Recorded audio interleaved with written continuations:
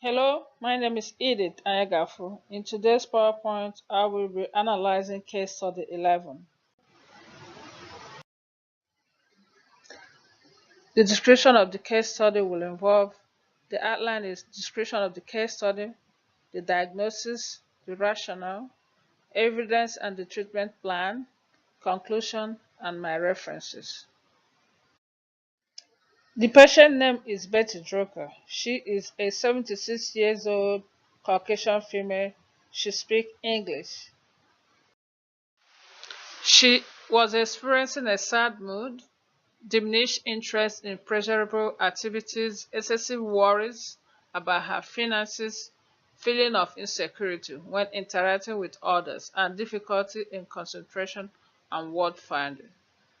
She had reduced her social interaction, stopped going to her senior citizen center, and dropped out of her weekly card game because she could not concentrate or memorize her card.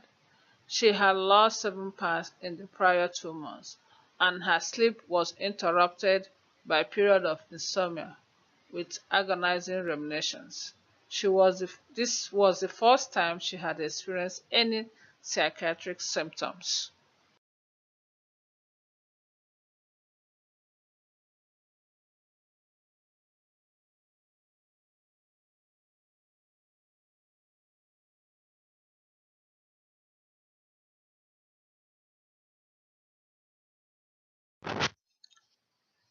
Based on the presenting complaint and symptoms, Ms. Drucker will be diagnosed with major depressive disorder. According to DSM-5, Diagnosis and Statistics Manual of Mental Disorder, 5th edition, the client is exhibiting characteristics of major depressive disorder. By definition, depression is a neurological disorder characterized by low mood, sadness, hopelessness, which can be chronic or in short duration. Moving on to rationale for depression. The client is exhibiting characteristics matching that of major depressive disorder. The symptoms include loss of interest or pressure in most activities, change in sleep pattern, weight loss, worthlessness, loss of appetite. In addition,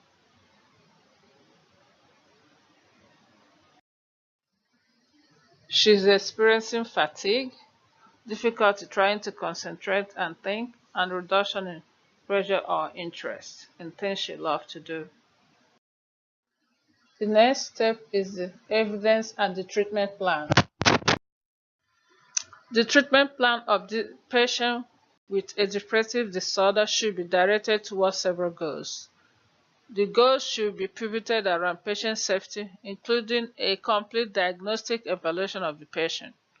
The treatment plan that addresses the patient prospective well-being.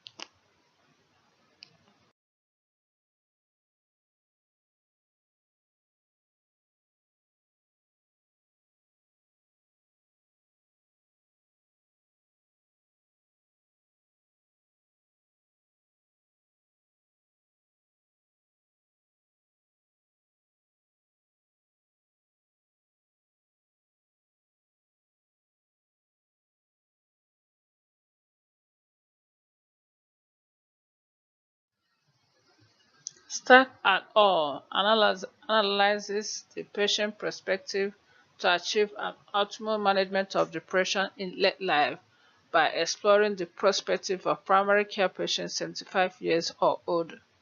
Stark and al. Concluded that the study identified positive views of primary care patients 75 years of old and older that had depression, as well as views that may hinder optimal treatment.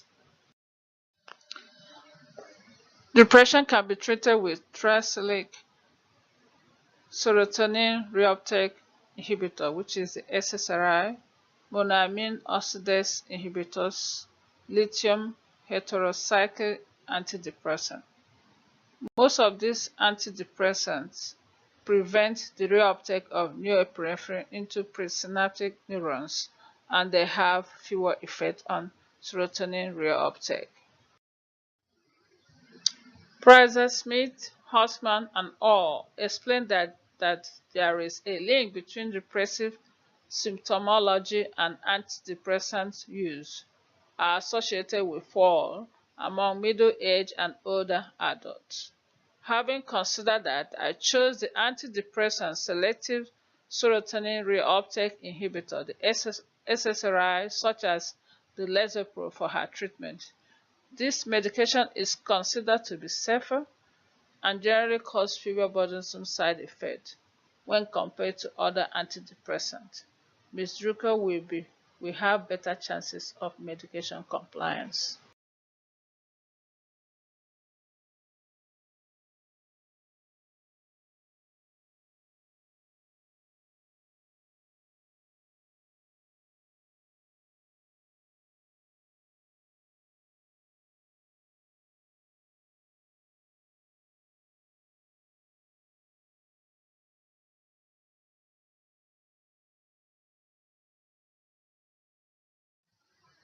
My conclusion in terms of counteracting the issue of depression would be to establish collaborative care plan, counseling, offering depression case manager, prescribing antidepressant to people with mild depression, using a combination treatment such as antidepressant medications and psychotherapy for management of severe depression, recurrent episode, and chronic depression.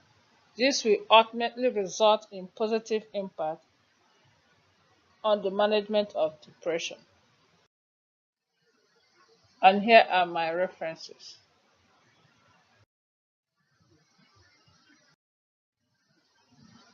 Thank you for listening to me.